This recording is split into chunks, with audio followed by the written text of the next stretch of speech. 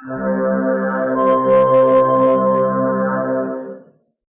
is up, everybody? My name is Justin French, cover music for those who care, and right now I'm going to start a new series on this channel called Ranked in Peace.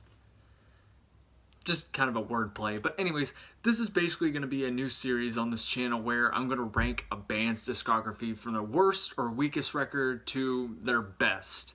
And the one I'm going to start off with, since they have a record coming out this Friday, April 13th, Friday the 13th, is going to be Breaking Benjamin. So I'm basically going to be looking from albums such as Saturate all the way up to their previous album, Dark Before Dawn, and then whenever I listen to Ember, whenever it comes out on Friday, or maybe before then, I'll give you my thoughts on that and where I'd probably rank it in this countdown. But anyways, y'all, let's go ahead and kick this video off with my number 5 pick. So coming in as my number 5 pick, I'm going to end up picking the band's 4th studio album, Dear Agony, released back in September of 2009. From what I hear, if I'm not mistaken, this is the first record where Ben Burnley, the band's lyricist, rhythm guitarist, and singer of the group, pretty much went into the recording sessions of this record sober. And this is also the last record where you're going to find the classic lineup of Chad, Mark, and Aaron on this record, as Chad left the group, but not before Mark and Aaron were fired due to some legal issues with the Shallow Bay Greatest Hits compilation, because from what I hear, I think Ben didn't give permission for the band to use the Blow Me Away remix with Valora and ended up filing a lawsuit between those two, long story short. But anyways, back into Dear Agony. Now, if there was a record that I really don't go back to this band for, it's pretty much this record, because honestly, there's only about 5 songs I really come back to. And those are the first 5, which I think are pretty solid songs. I think Fade Away is a nice album opener. I Will Not Bow is the band's only top 40 hit, unless they decide to do the trend of what every mainstream rock band is doing now and pretty much cover a song. Anyways, Crawl's a pretty heavy song. I love, love, love, love, love Give Me a Sign. And Hopeless is really, really heavy, especially in its guitar work and the screams on that song I love. But everything else on the record, it's just not as strong as the first half. But the main problem I have with this record is it just kind of feels like a generic mainstream rock album, honestly. I could see most of these songs being played on the mainstream rock radio station, and they just really don't do that much. They're just there to pretty much be there. But there are some people that really like this record, and that's okay. It's not a bad thing. I don't think Breaking Benjamin has released a bad record yet. This is just the one that I really come back to the least on. So let's go ahead and get into my number 4 pick. Coming in as my number 4 pick, I ended up picking the band's last record before Ember is released, and that was Dark Before Dawn. And this is the album where the band was coming back after 6 years of not making a studio record, and Ben is pretty much the only remaining member left. So we got 4 other musicians from bands such as Red, Adelita's Way, and Picture Me Broken, and this is what pretty much came out of that. And whenever I listened to the record at first, I was really enjoying singles such as Failure and Defeated. Now, Angels Fall, whenever I first heard it, it did kind of take some time to kind of grow on me at first, but the more listens I listened to it, I have to say that's probably my favorite single from that record. And I really enjoyed it whenever I listened to it back in 2015. Now, going back 3 years later, and I do have to say that this album really didn't take any risks, especially after waiting 6 years for a new studio album from this band.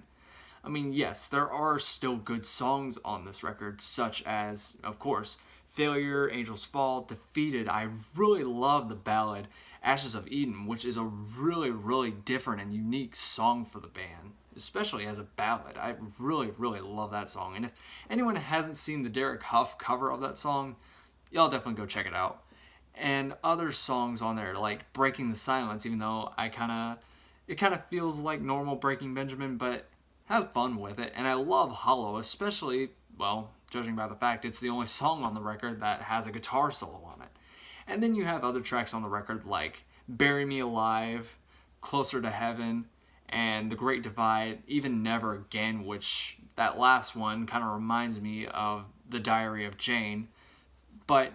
And then the intro and the outro, I don't really go back to just because they're only like 1 or 2 minutes, but pretty much I really enjoyed it whenever I listened to it for the first time in 2015, but over repeated listens, it's not really a strong record in my opinion. But anyways, let's go ahead and get into my number 3 pick.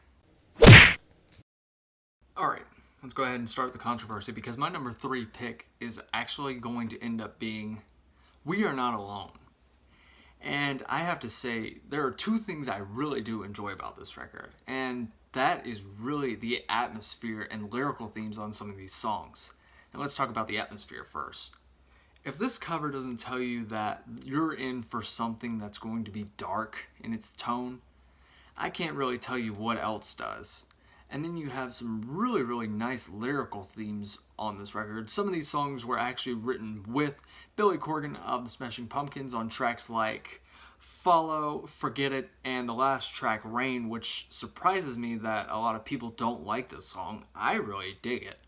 But anyways, going back into lyrical themes, I really, really love So Cold, which is probably my favorite opener to any Breaking Benjamin record. I just love the paranoid feel in its opening. And the song really tackles desolation, which was actually revealed to be influenced by the film 28 Days Later, which is a zombie movie for anyone that doesn't know. And you have other tracks like Breakdown about anxiety, Break My Fall about Ben's phobia, playing into the next couple of picks in a minute. Anyways, Phobia of Flight, and it's a pretty interesting record. Now, I know you're probably going to ask, why is this one number 3? It's pretty plain and simple. I just really, really dig the next 2 records just a tad bit more than this record. I think this is still one of the best records the band has released, but it doesn't really compare, at least in my opinion, to the next 2 that I'm going to talk about. So anyways, let's go ahead and get into my number 2 pick. Hey, so remember how I was talking about phobias about a minute or 2 ago? Huh, what a coincidence. My number 2 pick is going to be the record Phobia. Now, this is a record that I feel really, really broke this band into the mainstream, especially due to the popularity of their song, The Diary of Jane, which hit the top 60 in the Billboard Hot 100, and even peaked at number 2 on the mainstream rock charts. And due to that success, the album peaked at number 2 on the Billboard 200 albums charts, which was their highest at that time until Dark Before Dawn hit number 1 back in 2015. And from what I understand, this title is pretty much referencing Ben's phobias due to his phobias of, if I'm not mistaken, flight, which I'll get to in a minute, dying alone, and fear of the dark. Those last 2 I'm not too certain. I know about the phobia about flight, but I'm kind of shaky on those last 2. But anyways, this is a record that I used to really, really enjoy back in my freshman and sophomore days in high school. I really love the more heavier cuts on this record, such as Diary of Jane, Evil Angel, and even Topless, which I really, really go back to. I just really love the heavier riffs on that song and the screaming near the bridge, Like Me.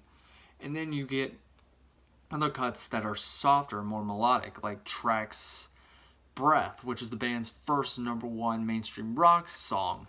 And I do have to say, that song really did take some time for me to kind of get into, but once I did, it's a pretty fantastic song. And then you have other cuts like Here We Are and also You. And then you have some songs that kind of do a mix of both, like the single Until the End, which I'm sad didn't get as much popularity as Breath and Diary of Jane, because I think it's still an awesome cut.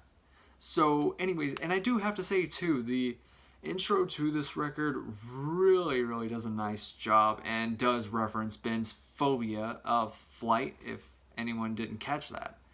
But anyways, Now that we've gotten all those 4 records, I'm sure most of you can probably guess what my number 1 pick is at this point. But for those of you who don't know, let's get into it. So, for those of you who missed it, my number 1 pick is Saturate, the band's debut from 2002. And the reason why I placed it as my number 1 pick is pretty much because I feel like this is really a underrated debut record for the band. This pretty much showed off what this band was capable of and immediately had more of this kind of heavier and raw side to them, especially in the instrumentation. And a lot of the songs that I come back to for this band really come off of this record. Songs such as the first single, Polyamorous, Wish I May, Next to Nothing, Phase, Water, No Games. Heck, the song Home, its lyrical themes are pretty much about the Wizard of Oz, if I can pretty much put it as simple as that.